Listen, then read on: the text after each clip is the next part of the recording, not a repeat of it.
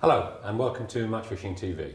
In this week's show we'll be looking at the confirmed result for the Commercial National, round one of the UK Championships, Anglo Dutch Classic, Preston Innovations Matchman of the Year final at Woodland View.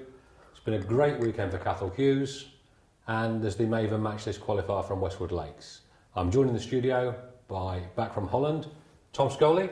Hello. And Matt Godfrey. Hey up. First thing on the agenda then, gentlemen, obviously while you were away we had fun and games last week with the what's commonly known as the Commercial National. Revised result on it, cock-ups, lots of cock-ups it would appear with the result service. What was your take on it from Holland? Well, obviously my team was second by a point, Trenton, and a lot of young lads are all mad keen, and my first thought was, well, that's a bit of tough luck, you know, you get a bit of that sort of thing sometimes. But then I'm looking on, we have like a group message thing that we all put our results on, and it's coming through and people are putting their actual section results on. They were just quite clear that things weren't adding up from our point of view. And talking to the Dren and Leicester lads, they had the same experience. Some of them, theirs weren't adding up, and also the Dynamite development team, they had a team in it and they said the same. So I actually... Because you kind of get, when you're at an event like this, you've got a fair idea of who's won it and whether you're going to get a medal and you know, the banter on the riverbank, and you do keep an eye on your own results. So every individual is going to have a take on where he's finished in his section. Absolutely. I mean, I think the thing that threw the spanner in the works with this and made it a little bit more difficult to know how you've done as a team than it does normally is the split section. So you might have had 12 on one lake and 50 or 15 on one. Joe mentioned this. There were a couple of the 28 peg sections that were split into two 14s. Yes, that's right. So yeah, that would make it slightly more. So you could win one and actually be 15th over the two. But anyway, the upshot of it was I rung Dick Clegg on the Sunday from Holland, and he didn't know anything about it. He was oblivious that there might be any problems with it. That was this year. This year. Sunday, a week and a bit ago. I rung him and he didn't know, and he said he'd look into it, and then obviously since then they've put some revised results out. But the thing that I found a bit frustrating about it, to be honest, I did the same thing last year. Last year, my Trenton team I think was 5th or 6th. But I'm driving out and we'd beaten Barnsley. And I remember thinking to myself, well, Barnsley's beaten us in 8 sections out of 10. How can we possibly beat Barnsley on points? So I actually rung Dick again, and I rung Barnsley's captain Glenn Lawrence and said, I think they've got your points wrong. And was it second you ended up? We ended up second, so really we'd stood there and clapped everyone to go up and... Not had a medal? No, not had a medal. I think I've still not got the medal from it now, to be honest. But it doesn't matter so much with Barnsley. But the thing that upset me about it a little bit was a little friend of mine, Sam Claydon he's called, fished for Leicester, done really well. He's only 15, 16 years old, and put a nice little post on Facebook, you know, pleased to come third in the Commercial National, got his medal, probably the first team medal he's won with an adult team, and obviously that's been took away from him now. But by the same token, you've got Drennan North West, you could have some young lads in that team who didn't get the chance to go on the stage. Because for me it's all about that, I've done well, I'm going up in front of these people, getting clapped by... Oh, when we won a national on the Trent, it was without any doubt whatsoever the best day of my team fishing life. Yeah. We went mental. Yeah. You know, it's I can honestly say I've never been happier in a fishing event. Yeah. It was just to go up on the stage in front of everybody that you've been battling with year in, year out. So, now we talked about it last week. Drennan Barnsley did indeed win it. Your guys, Trenton was second. Drennan Northwest were third. Mozilla Quaker were fourth, and Drennan Leicester were fifth. Yes. But I think the overriding thing is the NFA before them and now the Angling Trust have been running team matches for that long. We shouldn't be getting these mistakes. I think the problem that you have, and again, you see it quite a lot in the angling world, in my opinion, it's when you have non-anglers who don't understand match fishing coming into an event and trying to run and organise things.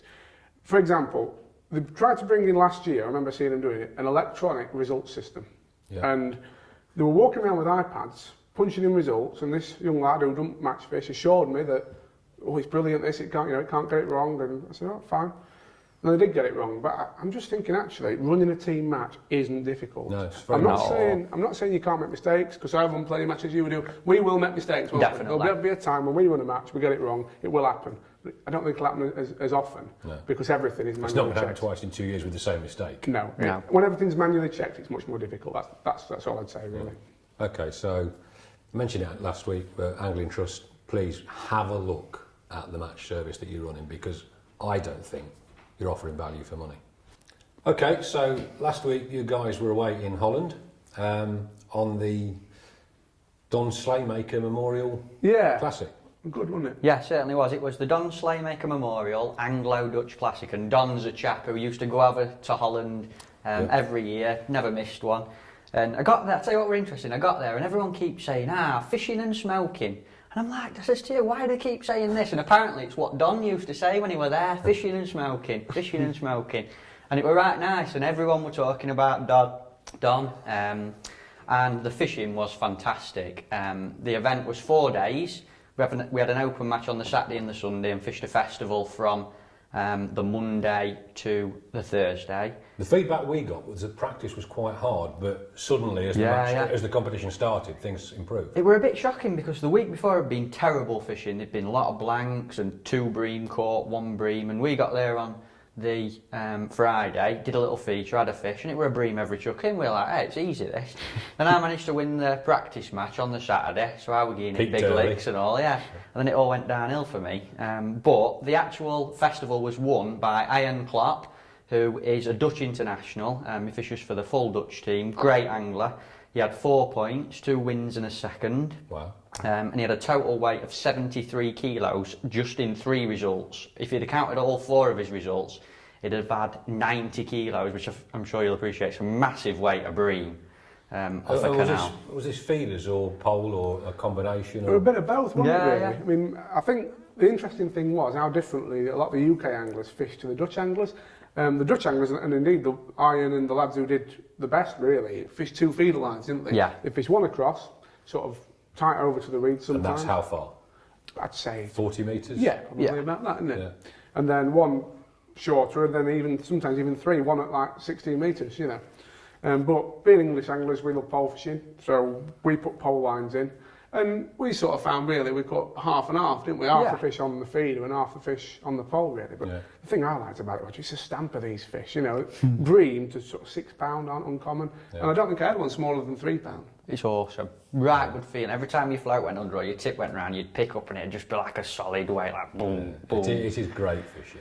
It really is. Right, we're awesome. Gerrit de Groot, another Dutch lad, was second. I think he framed last year as well, from what everyone was saying. He was sort of the man everyone tipped to win it.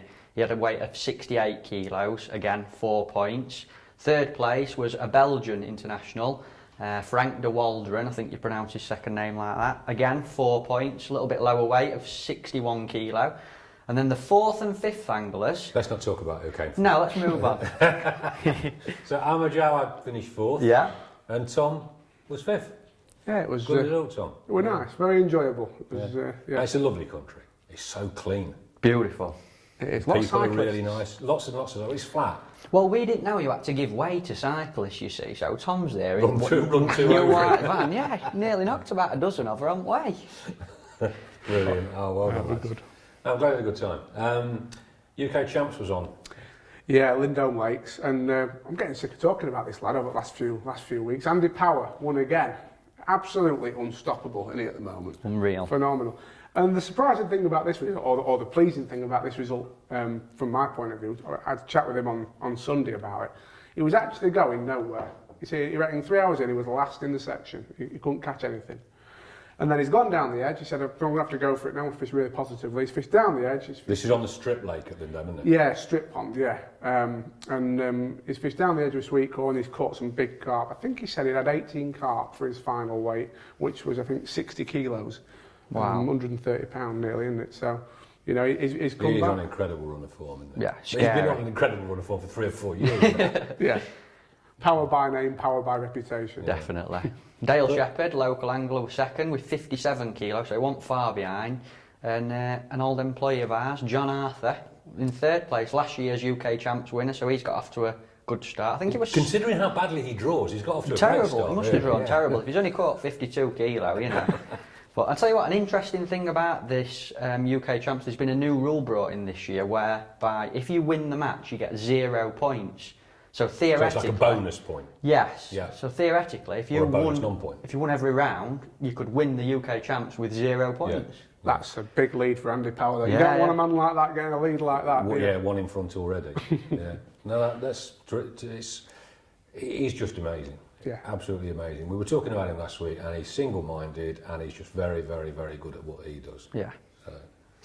Tunnelbarn Farm, Fishermania. Yeah. Yeah, fished well. Fished really well this weekend. It was won with £141.8 off Club Pool Peg 24, and it was Nathan Matthews who won. Interestingly, I think he fished quite negatively to start with. I heard that he just dobbed bread for the first few hours, 8 inches deep, down the margin. On that peg, you're in a corner. It's quite a good peg, isn't it? But to win a big match of it, you know, pressure's on, so he's done really, really well. He's dobbed bread down the edge, 8 inches deep, caught some big carp, odd F1s, and then caught a little bit later, potting some maggots in down the margins. But it were a tight match. I had a look at the results, and the top 6 weights on the match came off 5 different lakes. So it's fished really, really well. Tremendous fishing, absolutely tremendous. I mean, Adam Richards were actually second, and I've heard a rumour that Joe Carus has cost him winning. He kept him in the pub till 2:30 the morning before the match. I did see the Facebook feed this night. You know, their idea of practicing involved Bulmers, red Bulmers cider. So, yeah, but close, you know, 1 or 2 fish in it there. Tony Curd, he was third, £129 fine. That rhymed. Tony Curd, Tony Curd was third. But careful with that one. Second, Don't go too much further on that. The Curd rhyming slang. No, it's. I know Joe didn't have a great match, but it was one of those that, you know, it's a big event. Somebody's got to win it. It's obviously a sellout. Yeah. So no, I think you know, Fishermania this year. It's although I don't particularly like the semi-final system. Yeah. I think it's shaping up to be a good series and some good names through. Absolutely. I just want to say as well, with how well Tunnelbarn Farm's fishing, there's just a few places left on our Darrow Pole Fishing Masters. That's in June. It's on the 13th, 14th and 15th of June, and you can book on via the shop at the HP website. We're nearly sold out, but I think there's about 25 tickets left. And that's going to be a big money event, obviously heavily sponsored by The winner gets a Daiwa XLS pole, yeah, good price. Yeah, that's worth going for. Definitely. Excellent, okay. And the Preston Innovations Matchman of the Year final. Absolutely brilliant match. There was about 34 in it, did you say? Yeah. This is a match for basically all the people who finish in the top, I think it's the top 50 or so of the Preston Innovations Matchman of the Year, which is the old Camazon, as a lot of people still call it. You did a good day's fishing, didn't you, mate? I had a nice day. Not as nice as Jamie Hughes, opposite me, next to me. You came second, didn't you? Yeah. But Jamie won the match with £178, £1,000 for that. Caught some fish dobbing, didn't he, and then down the edge? Yeah. And you were second. I had £156, very similar match to Jamie. I just couldn't catch anything down the edge late on. What lane were you on? We were both on Arles pool, in fact all three. Okay. David James, who come third with £132, he was also on Arles pool. And me and Jamie were in the top corner, probably the best area of the lake. Yeah. You got plenty of room on the match because there were only 32 anglers, 34 anglers probably, spread across 3 different lakes. And we had this corner to ourselves, and you could see these fish cruising about at the start. And of course Jamie caught a few short to start with, I caught a few short, and I thought, I'm keeping up with him here. Then we both caught a few dobbing, and then he turned it on in the last hour and a half, and you know, left me for dust really. No, I mean Mike Mason, he's built a great setup there at Woodland View. As I say, my claim to fame has always been I'm good at the breakfasts, but I'm never very good at catching them there. But it is an incredible setup he's got. Brilliant. Some big old fish as well caught. Jamie had a few double figure fish, really big brutes. And we got a bit of a video interview with Jamie after the match. Preston Innovations Matchman of the Year final champion. Thank you very much, mate. Well done, mate. Thank you, mate. We're here on your peg on Arles pool. Yeah, 23 on the house pool. Have you enjoyed yourself? I've loved it, mate. What have you weighed? Right good day. I've weighed in 177 pounds.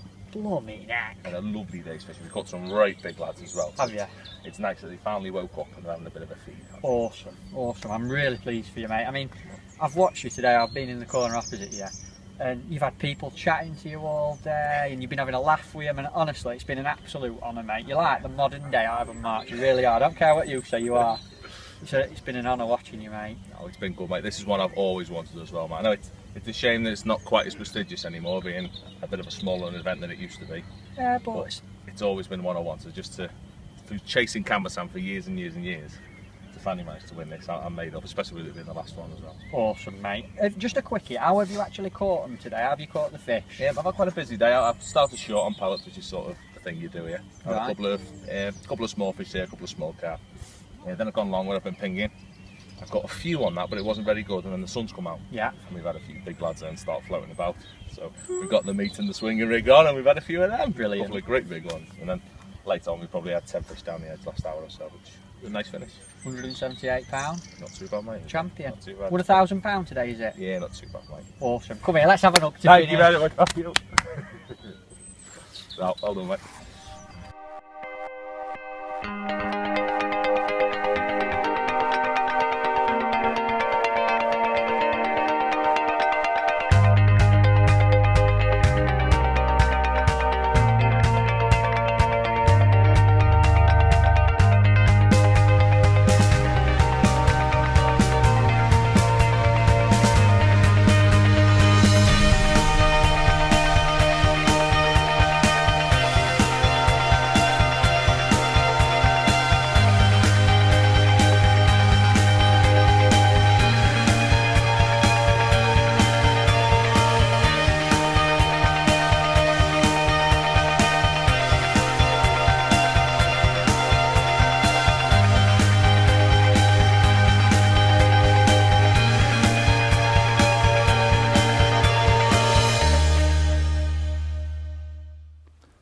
Welcome back.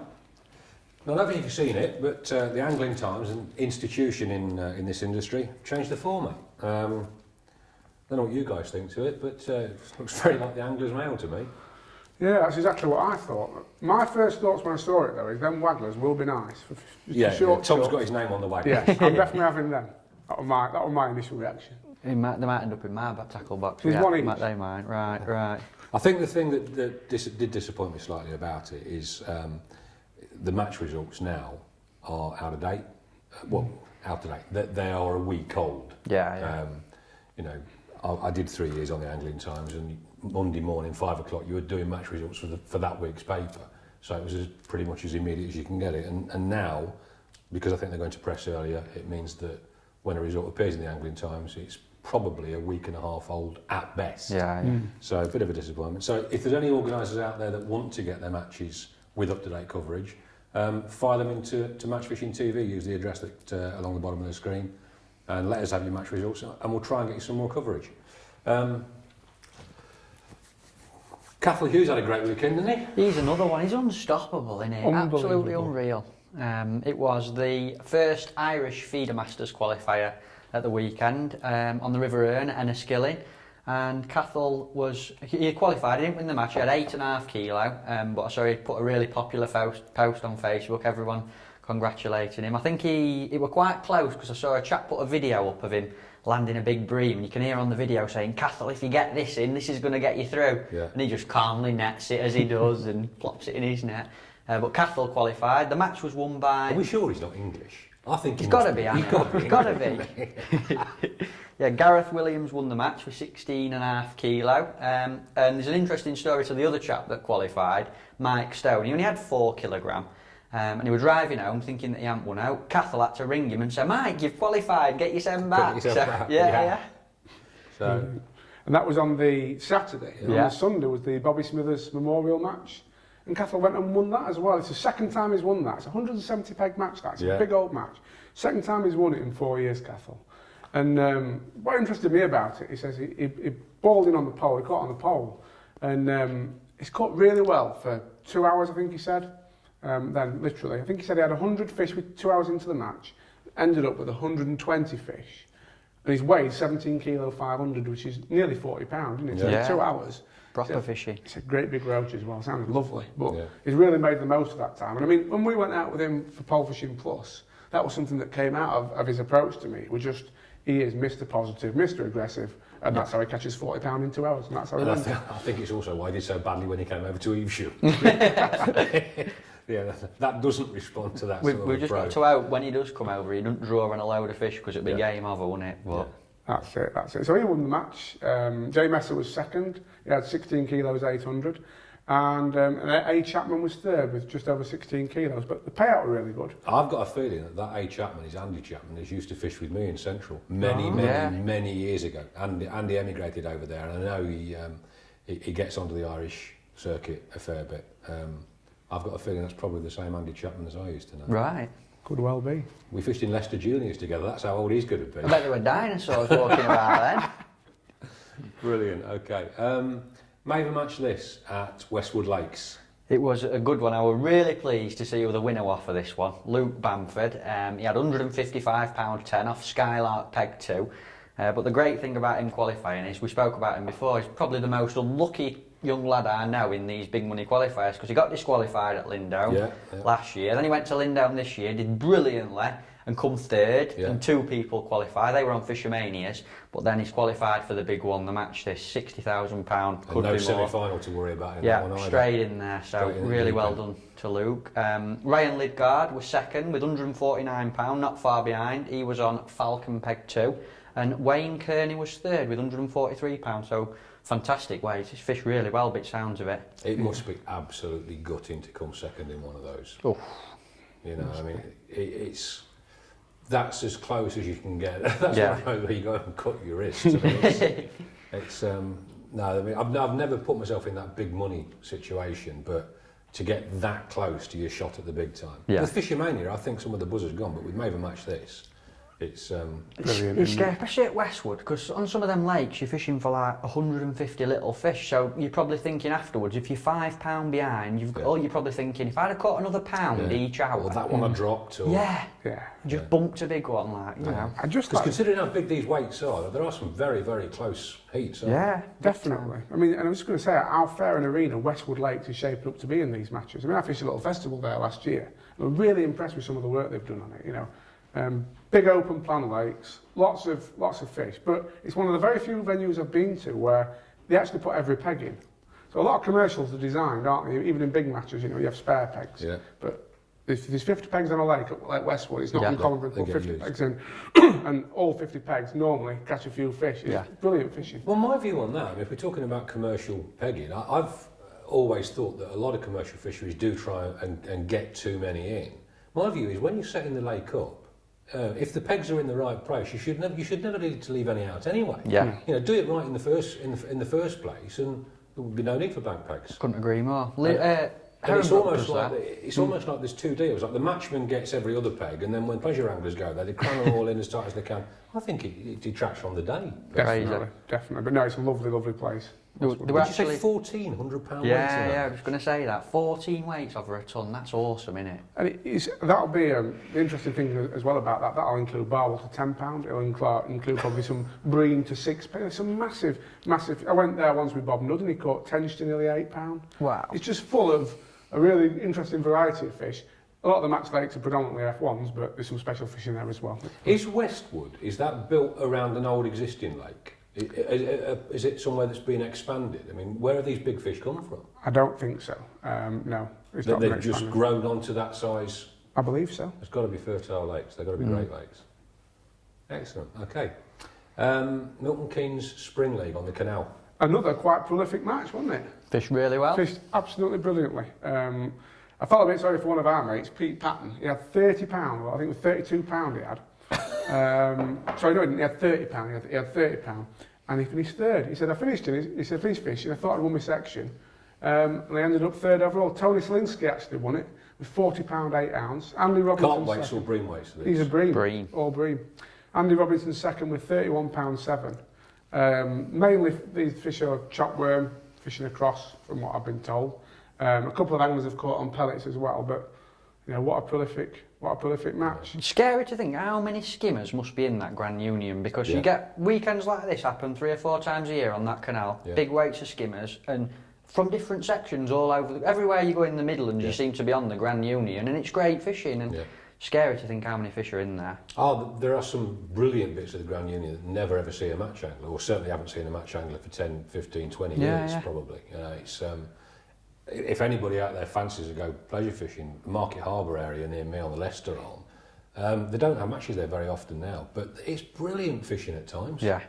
You know, if you just want to set some rigs up, he's not far from here, lads. You do worse than that. No, we've got the team winners on the day were Team NPEG. I don't know whether they're living up to the reputation in the league, but it's a good name to give yourself, isn't it? John Arthur had fished for them, wouldn't he? Definitely.